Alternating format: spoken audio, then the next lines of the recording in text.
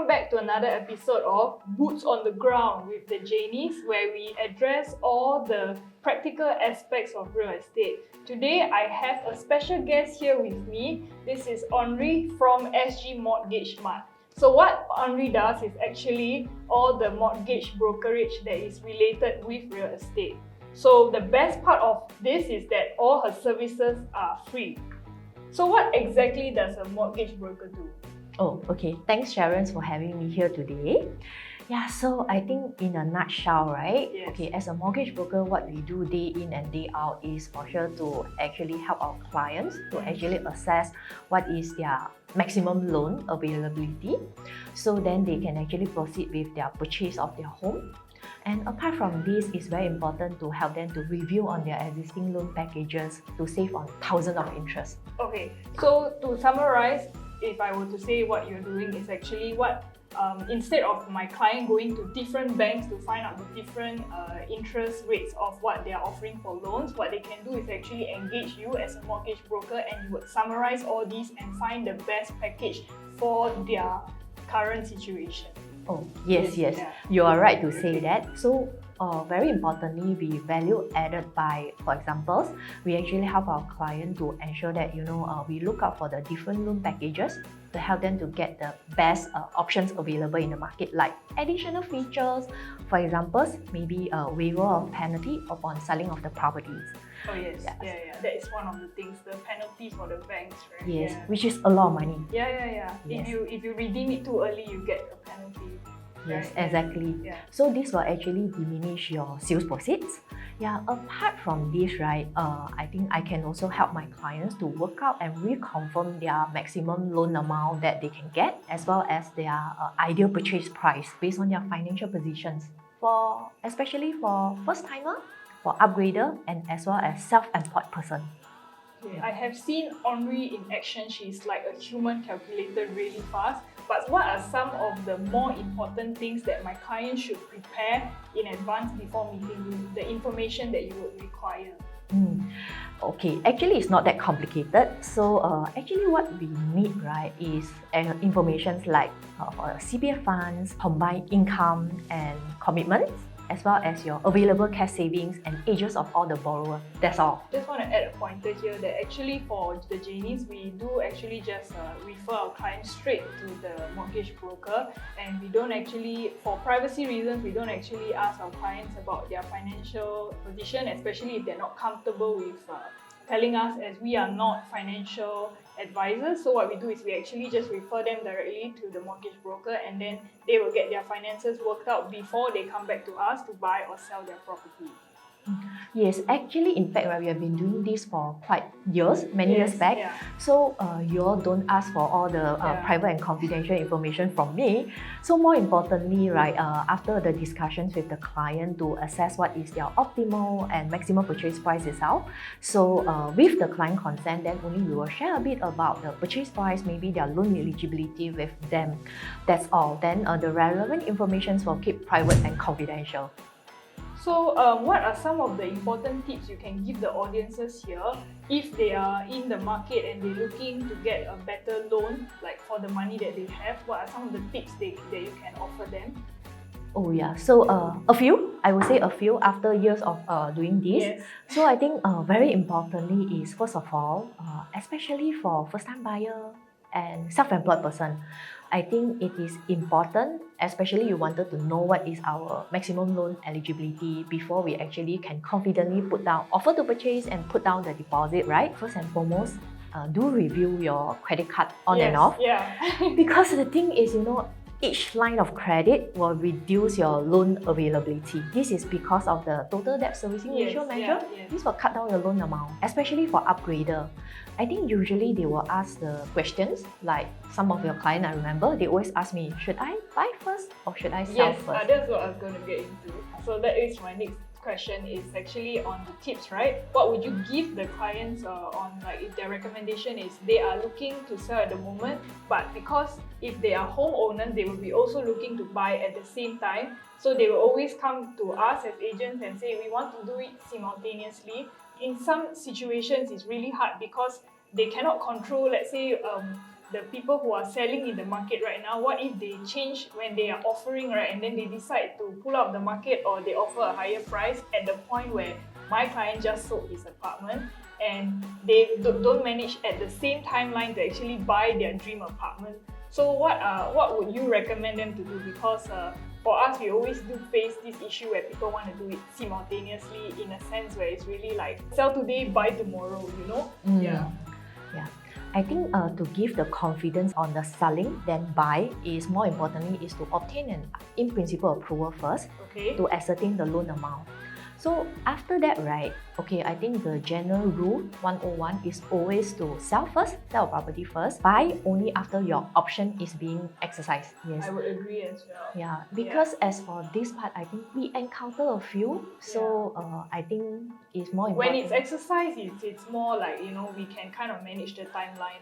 I think the difficult part is when they come in and they ask me they want to buy exactly when they sell. So it's like we cannot guarantee that the person who bought my property is actually going to exercise the option, but at the same time they want to buy. So that is our issue. That's why we always try and recommend clients to do like kind of step by step instead of skipping a step, because there's a lot of cumulative effect at the back as well, right? Yes. So I think financial analysis to confirm the loan amount. Then after that can proceed with, you know that you can get this amount of loan. Then you are confident with your purchase itself. Then you can proceed with the selling first, case by case basis. You know, maybe you really like the dream house, so you wanted to purchase. Of course, you can still proceed with the purchase. Then pay the ABSD. But do take note there are few very important criteria to meet. In order to get this ABSD remission. Yes. I think, for example, it has to be a matrimonial home. And the keyword is first matrimonial home. First. Upon purchasing this, pay the ABSD, then you will need to sell off within 6 months. 6 months. Then you can apply with IRAS for the ABSD remission. I think we went through a few. So I think we have some competitive bidding. So after that, I remember you still need to talk to the client about, you know, there is another offer in place. So it is a bit tough to match timeline. That's why I always recommend to do selling. Then once it's exercised, then you can look at buying. That will be more safe also financially as well. Also, one more thing is if you are above 55, right, your CPF usage will be affected, right, when you are buying a house, because you have the retirement account as well. So do you have any pointers to add, like if you are in that age range and you're looking to buy a property? This is a very special condition for those who are above 55, because the thing is, I think the important thing is to ascertain what is their CPF basic retirement sum, which is actually set aside in their CPF retirement account. So if they have set aside, we know that for this purchase will be very straightforward. However, the thing is, if the amount is not sufficient to meet the basic retirement sum, then it's very important that, you know, to let them know, to let property owner know, if they are above 55, upon selling off this house and they have used the CPF for such property, right, first cut, deduct from their gross sales proceed, go back to their CPF basic retirement sum first. It's very case by case basis, subject to CPF approval. They will need to apply with CPF board if they wanted to use the fund, to purchase the next home. So my last question for the day is actually, so if I were to do a fast calculation on, let's say I'm buying a property of $1 million, and compared with what the previous interest rate was before the rising interest rate now, which let's say we take about 1.8, like about there, 1.8%, and versus now, which is above 4, right? So what exactly are we looking at in terms of repayment difference from the previous interest rate and now? I don't have a calculator here unless you want me to count immediately.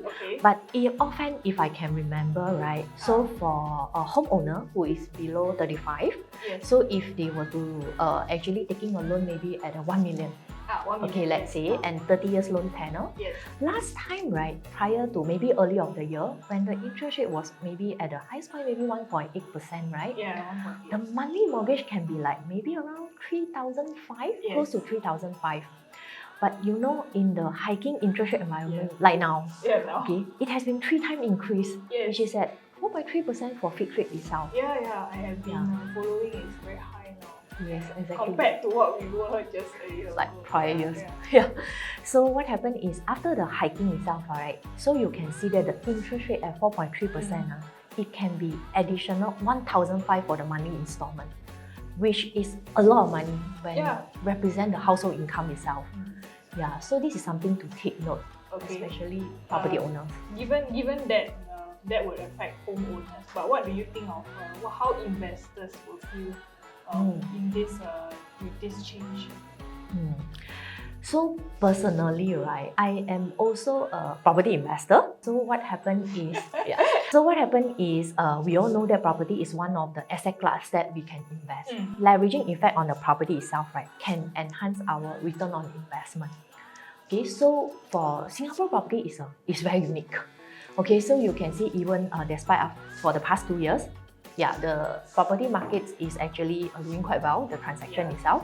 So I would say that if you feel that the said property, the unit itself, right, can give you that kind of growth as compared to the interest rate itself, I think you are still able to look into that kind of property market investment. Yeah, I also like to add that we are also in an environment where rents are also going up. So in that sense, it does make sense to still purchase the property for investment, because as much as the interest rate is going up, so is the rent. Yeah. Yes, I do agree on this part. Yes. Okay, so these are all the tips we have for this episode of Boots on the Ground with Enry from SG Mortgage Mart. Now, what are some of the other topics you would like to see on our channel? Leave it in the comment section below. If you would like to engage Enry, I will leave her number in the description box so you can give her a call and she can help you even with refinancing. For example, you can also look for her, or for tips on maybe when is the best time to refinance, you can also ask her. And if you are a new homeowner on your first ever property journey like I was just 2 years back, she was my go-to person because she got my loan approved really fast. Of course, you have to get ready all the things that we were talking about previously, but if you are ready, you can look for her and the IPA gets done pretty fast. So I'm Sharon, she's Enry. Thanks for watching this episode and we'll see you on the next one. Thank you.